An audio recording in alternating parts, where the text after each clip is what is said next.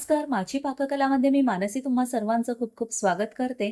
तर आज आपण बनवतोय मस्त क्रिस्पी असे पालक भाजी. खूपच भन्नाट हे चवीला तयार होतात. अगदी संध्याकाळच्या नाश्त्याला म्हणा किंवा दुपारच्या जेवणासोबत तोंडी लावायला म्हणा, घरात कोणी पाहुणे येणार असतील तर त्यांच्या नाश्त्यासाठी अगदी बेस्ट हे ऑप्शन आहे. झटपट तयार होतात आणि घरी इझिली अवेलेबल असणाऱ्या साहित्यामध्ये आपण हे भजी इथे तयार करणार आहोत. लहानांपासून मोठ्यांपर्यंत अगदी सगळे आवडीने ही भाजी खातात. तर पटकन सुरुवात करूयात. इथे मी पालक हा स्वच्छ धुवून घेतलाय आणि मग चिरून घेतलेला आहे. आता हा 2 कप इतका पालक भरला गेलाय. तर पालक इथे 2 कप घेतलेला आहे. त्यासाठी आपल्याला 1 कप इतकं डाळीचं पीठ लागणार आहे. तर इथे 1 कप डाळीचं पीठ म्हणजेच बेसन घेतलेलं आहे. त्याचबरोबर 2 चमचे इतकी मी तांदळाची पिठी घेते आणि अगदी बेसिक घरी अवेलेबल असलेलं साहित्यच आपण इथे वापरणार आहोत. मसाले देखील अगदी बेसिक मसाले इथे वापरतोय. अर्धा चमचा हळद, पाऊण चमचा इतका लाल तिखट घेतलेला आहे आणि एक मीडियम साईजचा कांदा असा जाडसर इथे कट करून घेतलाय. तर लाल तिखट आपण पाऊण चमचा घातलाय कारण पुढे आपण मिरच्या देखील ॲड करणार आहोत. तुम्हाला फक्त लाल तिखट घालायचं असेल थोडंसं प्रमाण इथे वाढवू शकता. तर इथे आता 2 मिरच्या फाईनली चॉप करून घेतल्यात. ते पातेलं थोडंसं छोटं पडत होतं म्हणून एका मोठ्या बोलमध्ये मी ट्रान्सफर केलंय सगळं मिश्रण. मूठभर चांगली कोथिंबीर इथे घातली बारीक चिरून. आता हे सगळं मिश्रण व्यवस्थित एकजीव करून घ्यायचं आहे. चवीनुसार मीठ घालते इथे. आणि आता सगळ्यात महत्त्वाची गोष्ट म्हणजे इथे आपण पाण्याचा एक थेंबही वापरणार नाही आहोत. पालक, कोथिंबीर आणि कांदा याला मीठ घातलं ना, की आपोआप पाणी सुटत जातं आणि त्यातच आपण हे मिश्रण जे आहे ते मिक्स करून घेणार आहोत. जराही आपण इथे पाण्याचा वापर करणार नाही आहोत. तर तुम्ही बघू शकताय मिश्रण आपलं छान एकजीव होतंय. पाणी आपण जराही इथे वापरलेलं नाहीये. आणि अगदी ना पटकन हे भजी इथे तयार होतात. पाव चमचा फक्त मी हिंग घातलेलं आहे. अगदी बेसिक साहित्यांमध्ये आपलं हे भजीचं मिश्रण जे आहे ते इथे तयार झालंय. तुम्हाला इथे हवं असल्यास आलं इथे किसून घालू शकता. मी नाही घातलेलं आहे, ते ऑप्शनल आहे.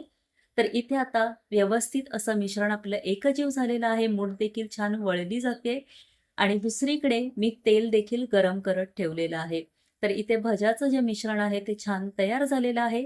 तेल आधी आपलं छान कडकडीत तापवून घ्यायचं आणि नंतर अगदी लो फ्लेमवर गॅस ठेवायचा आहे आणि इथे भजी सोडून घेणार आहोत आपण.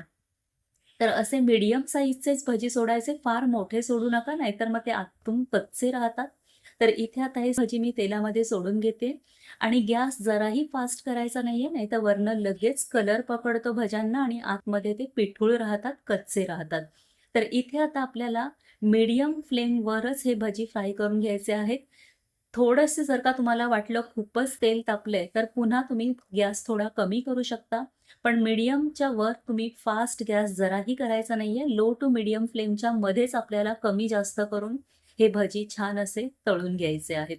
तर इथे मस्त क्रिस्पी असे हे भजी मी तळून घेते. हलकासा रंग आला ना, की आपण भजी हे काढून घेणार आहोत. तर किती दिसायला भारी दिसतायत बघा.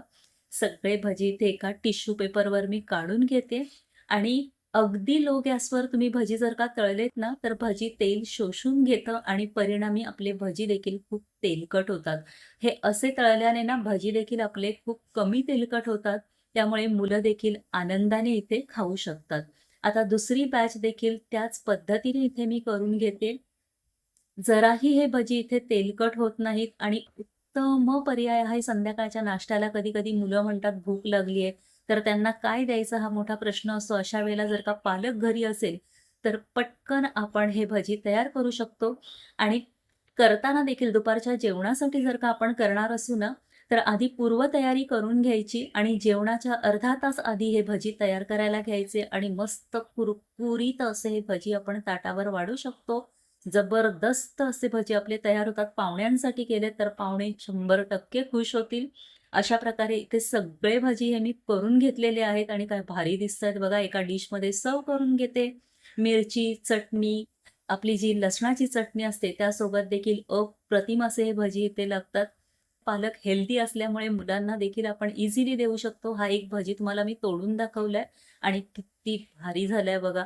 रेसिपी आवडली असेल तर रेसिपीला प्लीज लाईक आणि शेअर जरूर करा. त्याचबरोबर चॅनलवर नवीन असाल तर पटकन सबस्क्राईब करा. म्हणजे अशा छान आणि नवीन रेसिपीज तुम्हाला पाहायला मिळतील. तोपर्यंत टाटा, बाय बाय.